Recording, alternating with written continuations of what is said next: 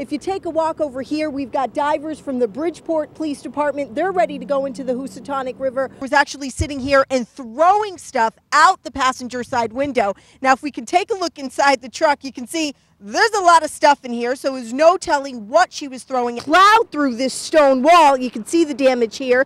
It ended up right here on this lawn, just missing that house. Jim, I kind of want you to pan over here and take a look. This is what is hanging on the front of this school. It's hanging on the gates here, both in Spanish and English. Closer you get to the brook, the stinkier it is. It really just, best way to describe it, it smells like a dirty toilet. Officials are really urging parents to take a good look right here at these guidelines. Well, the guy simply walked up these steps right through this front door. The door was up because the day break's just kind of starting to come now. But this tree you see here, nearly just across Strawberry Hill, this is just, more of the same that we're looking at in the northern part of Stanford. Another tree over here. You can see a dumpster of the vote. Not a really big surprise here, going to the Republican candidate, Jeb Walker. And he's actually joining me right. Arrest. He is now behind bars, accused of actually breaking into that house that you see here behind me, the white one with the blue shutters.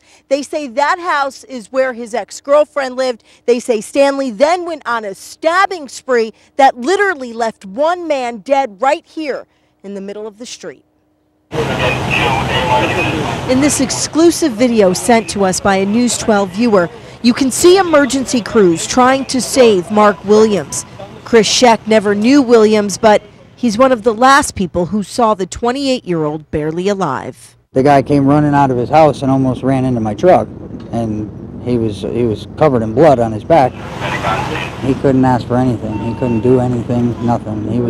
He couldn't breathe. Witnesses say while Williams was lying in the middle of the street, his girlfriend Rebecca Paul Louis ran to the next door neighbors bleeding and begging for help. She was pretty hysterical, yeah. I guess she had gotten stabbed in the hand, so that's where all the blood came from on my window. I hear banging, and I hear, call 911, my boyfriend's been stabbed.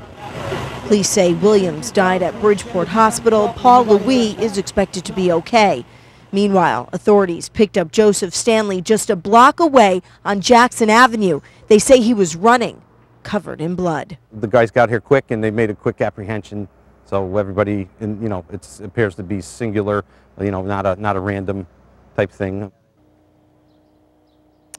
And even though that was not random, a lot of neighbors here tell me they still feel really scared. Mark Williams' family has been coming here throughout the afternoon. They tell me that once this police tape is gone, they plan on holding a candlelight vigil later. Yeah, it's definitely scary indeed. And wait till you get a look at the pictures. Stanford police say somehow a 10-pound metal object came flying off this construction site, just missing someone's head. I was just shocked that something came crashing through the cab of our truck on one of our employees. Rick McCary says one of his drivers was making deliveries yesterday morning. McCary says the employee was waiting at a stoplight on Broad Street, just about to make a left onto Washington, when all of a sudden It crashed right through the top. Stanford police say metal objects were falling from this Trump Park construction site. And while safety nets are in place, somehow a 10-pound piece of debris either slipped through or missed the net, falling at least 25 stories onto this truck. The damage so severe, it literally pierced the roof. From my arm over here, it's probably like 6 inches. From the head, I don't know, a foot. A foot over, it would have been on top of the head. Luckily, the driver escaped with only minor injuries. And while federal investigators are looking into how this happened, Stanford police are calling it a freak accident. I think overall that people don't have anything to fear. I think this is just a very kind of what they call a fluke. Even her vaginal area has been bitten.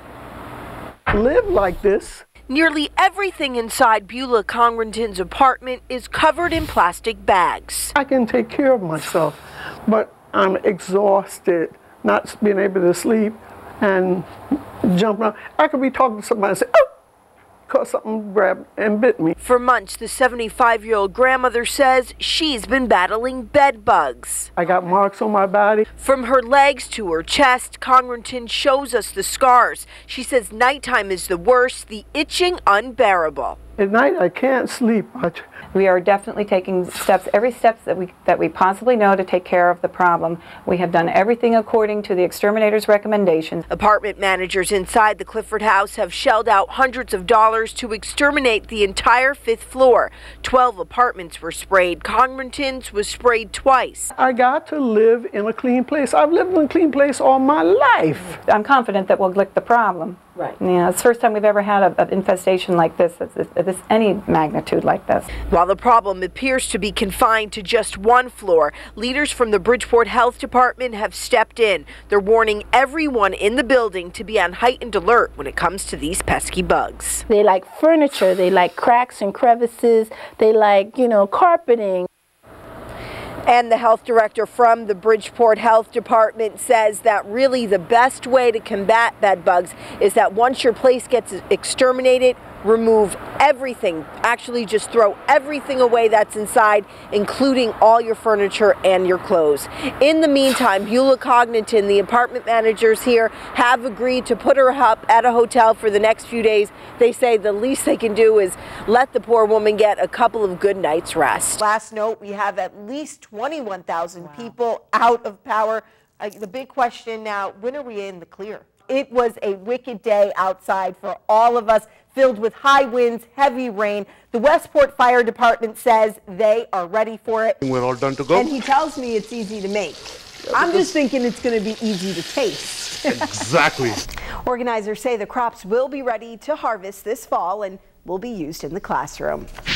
Well, it's a whole new spin on a homegrown idea. A group of professional home decorators have come up with a way for people to not only reduce their clutter, but to get something back in return. 12 on transportation. Some construction in South Norwalk this weekend will likely cause some traffic problems. We are following a developing story this evening out of Bridgeport where at least one person was rushed to the hospital after a shooting on the east side. News 12 Connecticut's Mark Rapaski is on the scene. Anderson is not facing any charges. State police say the investigation could take several weeks.